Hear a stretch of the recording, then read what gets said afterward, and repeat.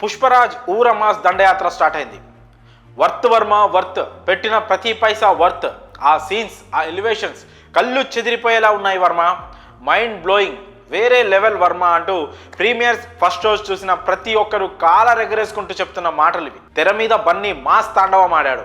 జాతర scenes, pre climax scenes చూస్తే national award కూడా బన్నీ ముందు చిన్నబోతుందని అభిమానులు కామెంట్స్ చేస్తున్నారు. ఫైర్, వైల్డ్ ఫైర్లా ప్రపంచమంతా పుష్పరాజ్ మ్యానియా కొనసాగుతోంది. 2-3 షోస్కే ఈ రేంజ్లో టాక్ నడుస్తుంటే ఇక మరికొద్ది గంటల తర్వాత మీడియా, సోషల్ మీడియాలో రచ్చ మొదలవుతుందని చెప్పి తీరాల్సిందే. 3 ఏళ్ల బన్నీ సుక్కు కష్టానికి ఈరోజు సరైన ఫలితం దక్కిందని చెప్పడంలో ఎలాంటి సందేహం లేదు. తెర మీద బన్నీ చేసింది ఊర మాస్ తాండవం అయితే, తెర వెనకున్న సుక్కు కష్టానికి 10 ఎక్కువే.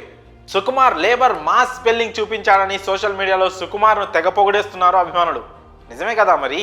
ఈ సినిమా కోసం బన్నీ, సుకుమార్ ప్రాణం పెట్టి పనిచేశారు. సినిమాలో హీరో బన్నీ అయినా తెర వెనుక రియల్ హీరో మాత్రం సుకుమార్.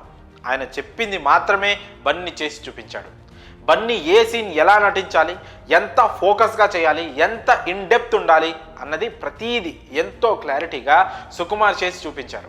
ప్రతి ఫ్రేమ్లోనూ ఇద్దరి కష్టం కనిపిస్తోంది. హిట్స్, ఫ్లాప్స్కు అతీతంగా గౌరవాన్ని సంపాదించే దర్శకులు చాలా తక్కువ మంది ఉంటారు.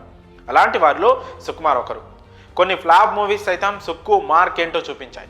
కొన్నిసార్లు ఫ్లాప్ టాక్ వచ్చిన సినిమాకు కూడా వాటిని మాస్టర్ పీస్ అంటూ నెత్తిని మీద పెట్టుకున్న వాళ్ళు ఉన్నారు. అది సుకుమార్ మార్క్ అంటే.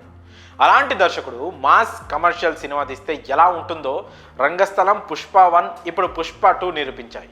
పుష్ప 2ని ఓ యజ్ఞంలా భావించి పనిని తపస్సులా స్వీకరించాడు కాబట్టే ఈరోజు ఈ రిజల్ట్ను అందుకున్నాడు.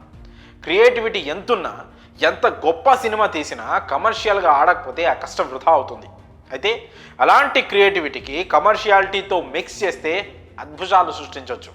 పుష్ప 2నే దీనికి నిదర్శనం.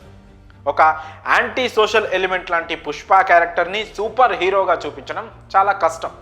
పక్కాగా మాస్ను ఒప్పిస్తూ మెప్పించాల్సిన విషయం. సుక్కు రైటింగ్లో చేసిన మ్యాజిక్ వలనే ఇది సాధ్యపడింది.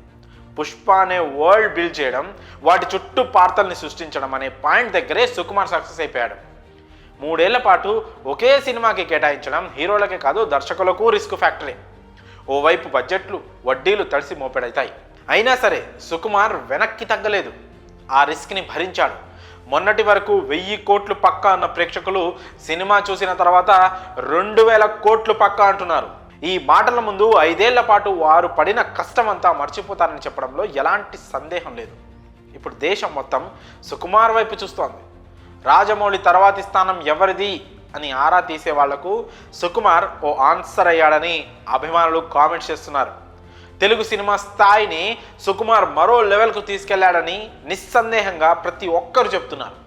మరి ఈ విషయంపై మీ అభిప్రాయాలను కామెంట్స్ రూపంలో తెలియజేయండి.